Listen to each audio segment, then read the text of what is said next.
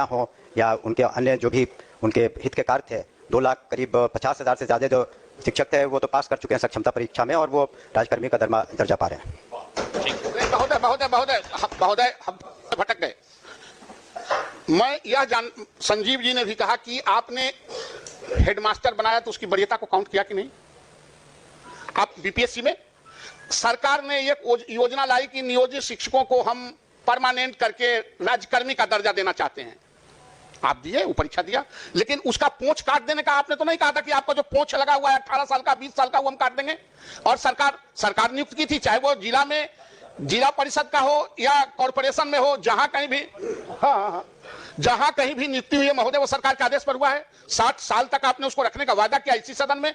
हम सिर्फ यह चाहते हैं कि जो 18 साल 20 साल से काम कर रहे हैं उनकी सेवा निरंतरता उसमें जुटनी चाहिए। यह यूनिवर्सिटी एक्ट में भी है, दुनिया में ऐसा नहीं होता है कि एक ही काम कर रहे हैं, हम प्रमोशन के लिए छलांग करने जा रहे हैं बीपीएससी में देकर टेस्ट कराने, तो हमारा पोंछिए काट दीजिए। इसलिए महोदय मैं पुनः यह कहता हूं कि उनकी जो सेवा निरंतरता है उसमें जोड़ी जाए।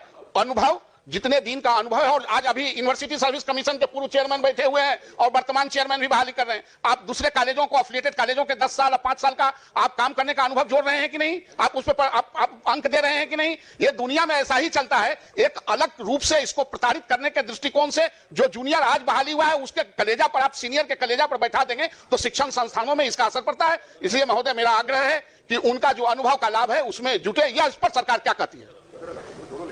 सभापति महोदय, प्रताड़ना की तो बात मेरे समझ के परे है और शायद इस सदन के समझ के भी परे है। शिक्षकों को जहां तक सुविधा दी जा रही है, एक चीज़ माननीय सदस्य भी बताना चाहेंगे, चूंकि उन्होंने लीगल प्रोविजन की बात की, हमने भी किया, तो क्या जो सक्षमता पास करने के पहले जब वो जो शिक्षक थे जिसे नगर निकायों ने या पंचायती राज व्यवस्था के अधीन उन्हें नियुक्ति दी गई, उन्हें टेम्परेरी स्तर पर या कॉन्ट्रैक्चुअल पर, तो वो हकदार नहीं थे न्यू पेंशन पॉलिसी के उस वक्त जब आप वहाँ पर जब आपकी नियुक्ति थी, आपको जब पंचायती राज व्यवस्था के तहत आपको शिक्षक के रूप में रखा गया, तो उस वक्त आप तो न्यू पॉलिसी स्कीम के एनपीएस के तहत पेंशन स्कीम के हकदार नहीं थे।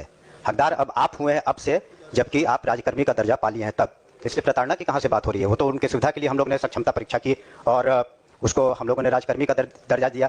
माननीय मुख्यमंत्री जी ने बिल्कुल उनकी तरफ संवेदनशील रुख अपनाया है। जहाँ तक ये प्रश्न है, उन्होंने कहा कि सेवा जो उन्होंने दी है राज्य को और अपने अपने संस्थाओं में, उस पर हम विचार जरूर कर लेंगे, लेकिन कानूनन रूप से इसकी बाध्यता नहीं है, लेकिन फिर भी हम संवेदनशील होकर उस पर पुनः विचार करेंगे। धन्यवाद। ठीक, माननीय सदस्य।